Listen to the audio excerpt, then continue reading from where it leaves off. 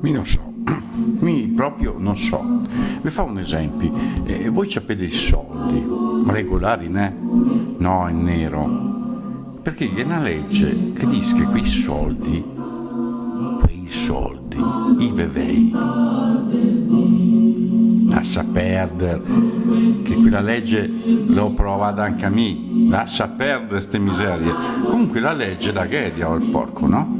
E allora, sti soldi, tu li dichiarai nei redditi, mica scondui, mi ho dati come gli altri in sto fondo, che tanto ho dei interessi. Oh, era soldi miei, né?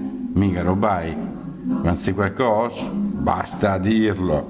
Allora mi metto sti soldi in sto fondo e adesso vai fora, che gli è massa, che non devo ciapparli in rio, ma dico, è lo regolare? Senti a posto? Ghela sta legge o no?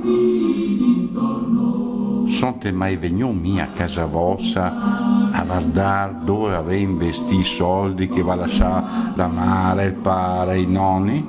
No? Allora, dove era la gabola? Perché adesso doveva venire a rotere le scatole a gente a lavorare per la comunità, che a piantare lì la professione, misteri per fare il bene degli altri, della provincia di Trento, della regione. Guardate, se passa a sto tai del Pra, e in politica non solo qui come Berlusconi, che i soldi che vai fuori dalle recce. Mi non so. Mi per esempio ho fatto sempre interrogazioni sui zingari, sulla rosa intasata della Desel, sui soldi buttati via per il mercatino di Natale, sui biglietti del treno gratis per l'Elai. Ma dai che non si tratta così.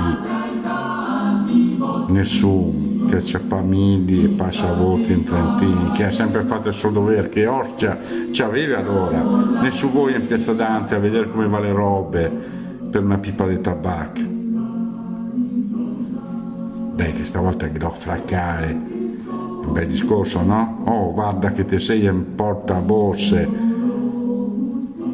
o te dici sì o domani te torni a fare il beccher a Martignano.